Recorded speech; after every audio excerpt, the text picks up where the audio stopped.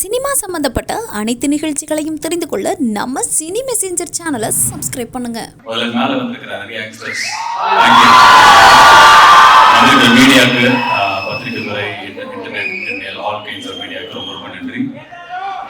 Singapore Selvan படம் வந்து கிட்டத்தட்ட நாங்கள் கொஞ்ச நாள் முன்னாடி முடித்தோம். நிறைய சிஜி ஒர்க் இருந்தது. இப்போ ரிலீஸ்க்கு ஜனவரி 25 ரிலீஸ் ஆக போகுது. ஸோ ஒரு பெரிய ப்ராசஸ் இது. இன்னைக்கு நாளில் இந்த ட்ரெய்லர் லான்ச்சை பெருசாக ஆக்கின என்னோட ஃப்ரெண்ட், அவரோட நான் நடிச்சிருக்கேன். நிறையா பேசியிருக்கோம். ரொம்ப வருஷமா தெரியும். விஜய் சேதுபதி டைரக்டர் கோகுலுக்காக வந்தது. டைரக்டர் விஜய் இன்னைக்கு காலையில் நான் அவர்கிட்ட ஃபோனில் பேசும்போது அவரோட ப்ரமோஷன் இருக்கு அப்படின்னா நான் கூப்பிடல, சும்மா விஷ் பண்ணுறதுக்காக கால் பண்ண. அவர் படத்துக்கு அவர் கே ராஜன் சார், என்னோட முதல் படம் நான் ஹீரோவாக நடித்த படத்தை டைரக்டரோட அப்பா.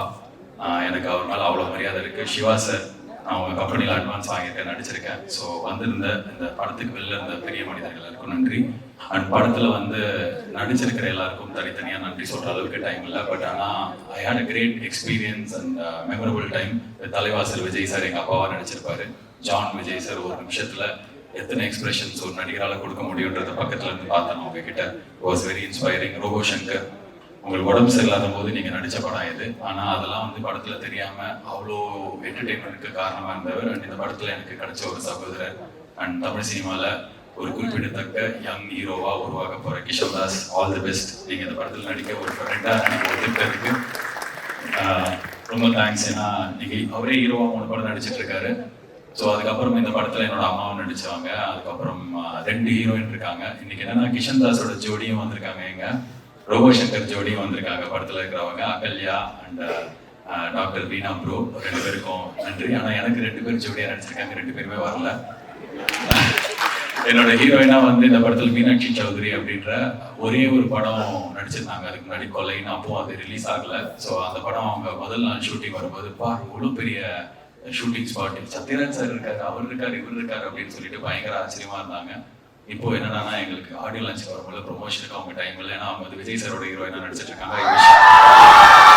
ஸோ மீனாட்சி சௌத்ரி, நான் கண்ணு முன்னாடி பார்த்த ஜாவா சுந்தரேசன் நீங்க தான். உங்களுக்கு வாழ்த்துக்கள். Great career. ஆண்ட் ஷீதல் இன்னொரு ஹீரோயின். அது இல்லாமல் இந்த படத்துல வந்து ப்ரொடியூசர் ஐஸ்வரி கணேஷ் அவர்களின் நட்புக்காக இந்த படத்துல எங்களுக்கு நடிச்சு கொடுத்த ஜீவா, அவருக்கு எங்களோட நன்றி. அண்ட் டைரக்டர் கோகுலுக்கும் எனக்கும் ரொம்ப நெருங்கிய நண்பர் டைரக்டர் லோகேஷ். ஸோ அவர் இந்த படத்தில் எங்களுக்காக கெஸ்ட் ரோல் பண்ணார். அவருக்கும் ரொம்ப நன்றி. இது இல்லாமல் ஒரு பெரிய நடிகர் இந்த படத்தில் ஒரு முக்கியமான ரோல் பண்ணியிருக்காரு. நாங்கள் ரிவீல் பண்ணல, படம் பார்த்தா தான் தெரியும். ₹1 காசு வாங்கிக்காம அவர் கூட்டு வந்த அசிஸ்டன்ஸ்க்கு கூட எங்களை பே பண்ண விடாம எங்களுக்கு ஒத்துழைப்பு கொடுத்த அந்த மாபெரும் நடிகருக்கு ரொம்ப நன்றி. ஸோ இதெல்லாம் வந்து படத்தில் வேலை பண்ண ஆர்டிஸ்ட். சுகுமார் சார், ஒரு பெரிய கேமராமேன். நீங்கள் உங்களோட ஒர்க் பண்ணதில் நான் ஸ்க்ரீனில் பார்க்க கொஞ்சம் போன படத்தோடலாம் பார்க்க பெட்டராக தெரிகிற மாதிரி காமிச்சதுக்கு ரொம்ப நன்றி. படத்தோட மியூசிக் டைரக்டர்ஸ் விவேக் மோவின் 2 பாட்டு தான் உங்கள் கூட நான் ஃபர்ஸ்ட் படத்துலேருந்து இருக்கேன். Thank you so much for giving this வந்தாமல் அண்ட் ஒன் மோர் சாங். ஆனால் அவங்களால பேக்ரவுண்ட் ஸ்கோர் பண்ண முடியல. அதை பண்ண ஜாவேத் ரியாஸ், மாநகரம் படத்துக்கு நீங்கள் மியூசிக் பண்ணியிருந்தீங்க. அண்ட் அதுக்கப்புறம் திடீர்னு எங்கே போனீங்கன்னு தெரில. இதுக்கப்புறம் இன்னும் நிறைய படம் பண்ணோம். All the best. Director Gokul கூட வேலை பண்ணுறது டார்ச்சர்னு விஜய் சேதுபதி சொன்னார். அதுக்கப்புறம் டைரக்டர் கோகுலே வந்து நான் என் கூட வேலை பண்ணுறது ரொம்ப கஷ்டம் அப்படின்னாரு. இது இல்லாமல் வந்து ஆன்லைன்லலாம் வந்து நாங்கள் 2 பேரும் சண்டை போட்டுக்கிட்டோம். அவரை மூஞ்சிலே குத்தினார், நான் அவர் தாடியை பிடிச்சி இழுத்தேன் அப்படின்ற மாதிரிலாம் செய்திகள்லாம் கூட வந்தது. பட் ஆனால் உண்மை என்னன்னா ஆக்சுவலாக வந்து அது டார்ச்சர் எனக்கு தெரியாது, எனக்கு அப்படி ஃபீல் ஆனதில்லை. ஆனால் ரொம்ப கஷ்டம். இந்த ப்ராசஸாக அவர் எதிர்பார்த்த அந்த ஒரு பேஷனோட இருக்கிற ஒரு ஹேர் ஸ்டைலிஸ்டாக ஆகணுன்ற ஒரு கேரக்டராக வரதுக்கு எனக்கு ரொம்ப கஷ்டமாக இருந்தது. ஏன்னா நான் வந்து லவுடாக பேசிட்டு நிறைய டைலாகை நம்பி இருக்கிற ஒரு ஆக்டராக தான் என்ன நான் வந்து என் படங்கள் எழுதிட்டு இருக்கேன். பட் அது இல்லாமல் வேற ஒருத்தராக வரணும் அப்படின்னும் போது இது எனக்கு ஆரம்பத்தில் கொஞ்சம் கஷ்டமாக இருந்தது. இன்ஃபேக்ட் ஒரு 2 வாரம் அப்படி தான் இருந்தது. நிறைய டிபேட் பண்ணியிருக்கோம், ஆர்கியூ பண்ணியிருக்கோம். நான் வேணான்னுவேன், அவர் வேணும்னுவாரு. ஃபைனலாக எங்கள் 2 பேருக்குமே கண்ணுக்கு முன்னாடி இருந்தது இந்த படம் தான். ஏன்னா நிறைய செலவில் நிறைய ஆர்டிஸ்டோட ஒரு பெரிய படமாக உருவாகும் போது என்னால் என்னெல்லாம் பெஸ்ட்டாக கொடுக்க முடியுமோ ஆர்டிஸ்ட் கிட்ட டேட் வாங்குறதுல ஆரம்பிச்சு அவங்களோட சம்பளம் பேசுறதுலேருந்து கடைசி நிமிஷம் இப்போ இன்னைக்கு காலையில் 6 மணிக்கு கிரிக்கெட் பிளேயர் அஸ்வினோட நான் ஒரு இன்டர்வியூ ரெக்கார்ட் பண்ணிட்டு தான் இங்கே வரேன். ஸோ என்னோட பெஸ்ட் நான் கொடுக்கணும் அப்படின்னும் போது அவரோட பெஸ்ட் அவர் கொடுக்குறாரு. அதை நம்ம உள்ள வாங்கினோம்னா இந்த படம் முடியும் போது பெட்டரா ஆக்டரா வெளில தெரியும் அப்படின்னு எப்போ புரிஞ்சுதோ அப்போலேருந்து எங்களுக்குள்ள வந்து அந்த புரிதல் இருந்தது, படத்துக்காக வேலை பண்றோம்னு சொல்லிட்டு. ஸோ இந்த ஜேர்னி கஷ்டமா இருந்தது, பட் ஆனால் கண்டிப்பா நல்லா இருந்தது. இன்னைக்கு நான் சிங்கப்பூர் செல்வன் முடிச்சுட்டு வேற ஒரு படம் போய் நடிச்சிட்டேன். அப்போ நான் பெட்டரா நடிக்கிறதுக்கு முக்கியமான காரணம் உங்க கூட ஒர்க் பண்ணது. So thank you for that.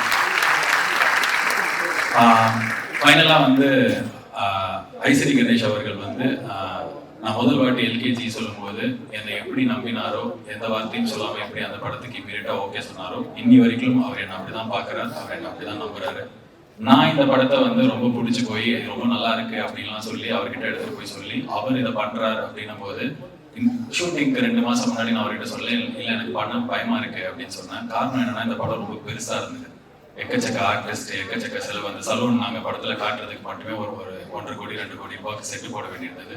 So இவ்வளவு செலவு இருக்கு, இது நான் பண்ணணுமா, இது தாங்குமா அப்படின்னும் போது அவர்கிட்ட ஒரு வாட்டி கதை சொல்றதே ரொம்ப கஷ்டம். ஏற்கனவே சிங்கப்பூர் சலூன் கதையை ஒரு வாட்டி கேட்டவர் அடுத்த நாளைக்கு ஃபுல்லா உட்காந்து திருப்பி ஒரு 3 மணி நேரம் கதை கேட்டு இதை நீ பண்ண, எவ்வளவு பெருசா இருந்தாலும் நான் பண்றேன், என்னை நம்பி உள்ளவா அப்படின்னு சொல்லி இதை ப்ரொடியூஸ் பண்ணி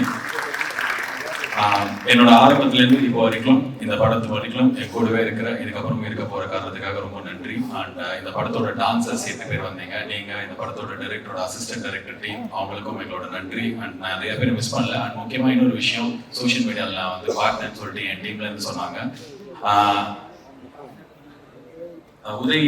உதயநிதி ஸ்டாலின் நடிச்சு ஒரு படம் வந்தது கொஞ்ச நாள் முன்னாடி, நெஞ்சுக்கிளி. அந்த படத்தோட ஆடியோ லான்ச்சுக்கு நான் வந்து கெஸ்டா வந்திருந்தேன். ஏன்னா அந்த படம் ப்ரொடியூஸ் பண்ண போனி கபூர் அவர்கள் தான் நான் நடிச்ச வீட்டில் விசேஷம் ப்ரொடியூஸ் பண்ணாரு. ஸோ அந்த ஸ்டேஜ்ல வந்து நான் சொல்லியிருந்தேன், நானும் உதயம் ஒரே வீட்டில் பொண்ணு எடுத்திருக்கோம் அப்படின்னு சொல்லியிருந்தேன். ஏன்னா 2 பேரும் ஒரே கம்பெனில படம் பண்ணியிருக்கோம்னு சொல்லிட்டு. ஸோ இமீடியட்டா அவர் பேச வரும்போது சொன்னாரு, ஆமா நாங்க 2 பேரும் ஒரே வீட்டில் தான் பொண்ணு எடுத்திருக்கோம் அப்படின்னு சொல்லிட்டு அந்த படத்தை மீன் பண்ணி சொன்னாரு. ஸோ இந்த 20 செகண்ட் ஆடியோ கிளிப் வண்டி, வீடியோ கிளிப் வண்டி ட்விட்டர்ல எல்லாம் போட்டு என்னோட ஒய்ஃபும் அவரோட ஒய்ஃபும் அக்கா தங்கச்சி, நாங்க 2 பேரும் ஒரே வீட்டுல பொண்ணு எடுத்திருக்கோம். ஆர்ஜே பாலாஜி உழைப்பால் உயர்ந்தவன் நினைச்சா அவனும் வந்து அரசியல் பின்புலத்தாலதான் உயர்ந்தான். அதனாலதான் இன்னைக்கு சிங்கப்பூர் சலூன் படத்தை ரெட் ஜெயின் ரிலீஸ் பண்ணிக்கிறதுன்னு சொல்லிட்டு பட பாவைகளா அந்த வீடியோ இன்னொரு 5 செகண்ட் பார்த்திருந்தாலே தெரிஞ்சிருக்கும், இல்ல கொஞ்சம் திருப்பி அந்த வீடியோவை பார்த்தாலே போனி கபூர் உட்கார்ந்து இருப்பாரு, புரிஞ்சிருக்கும். ஸோ அதனால அவங்க வாங்கல. ரெட் ஜெயின் இன்னைக்கு ஒரு மார்க்கெட் லீடர்ஸ். அவங்க வந்து நல்ல படங்கள் மட்டும் தேடி வாங்குறாங்க, இல்ல ரொம்ப பெரிய படங்களா அவங்க கிட்ட அவங்க ரிலீஸ் பண்றாங்க. இந்த படத்தை அவங்க பார்த்து அவங்க டீமுக்கு ரொம்ப கண்டென்ட் பிடிச்சி இதை நம்பிதான், அந்த கண்டென்ட் நம்பிதான் அதை வாங்குறாங்க. So purely on merit. So நான் அவருக்கு சகலை பாடி இல்லை, நான் ஒரு வானப்பாடி, ஒரு ஓரமாக பறக்கிறவன். அண்ட் ஃபைனலா இந்த சிங்கப்பூர் சலூன் ட்ரெயிலர் நீங்க பார்த்துருப்பீங்க. மேல இருக்கிற பசங்களுக்கு இது உங்களுக்கான படம். நான் சொல்றது வந்து போன ஜென்ரேஷன்ல இருக்கிற முக்கால்வாசி பசங்க இன்ஜினியர் ஆகணும், டாக்டர் ஆகணும் அப்படிதான் இருக்கும். பட் ஆனா இந்த ஜென்ரேஷனுக்கு அந்த பயம் இல்லை. ஹேர் ஸ்டைலிஸ்ட் ஆகலாம், யூடியூபர் ஆகலாம், இன்ஸ்டாகிராமர் ஆகலாம், இல்ல பிளாகர் ஆகலாம். இந்த மாதிரி புதுசா செல்ஃபு தைச்சா கூட நான் செமையா தைப்பேன் அப்படின்ற ஆட்டிடியூட்ல இருக்கிற உங்களுக்கு இந்த படம் பயங்கரமா கனெக்ட் ஆகும். ஏன்னா இந்த வேலையை இவங்கதான் செய்யலாம்,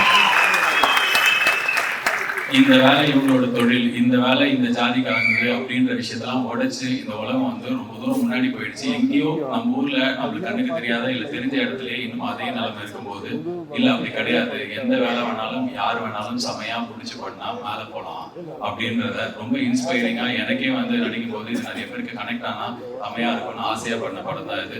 ஸோ ஃபார் எவ்ரி யங்ஸ்டர்ஸ், நீங்க எங்க இருந்தாலும் என்ன பண்ணாலும் செமையா படிச்சிருங்க. அந்த செமையா படிச்சு முடிச்சதுக்கு அப்புறம் உங்களுக்கு ஒரு பேஷன் எது இருந்ததுன்னா அந்த பேஷன் நோக்கி போங்க. இந்த படம் அதிகம் ரொம்ப ஸ்ட்ராங்கா சொல்லி, இந்த படத்துல எனக்கு ரொம்ப பிடிச்ச சீன் வந்து நான் இதோட முடிச்சுக்கிறேன்.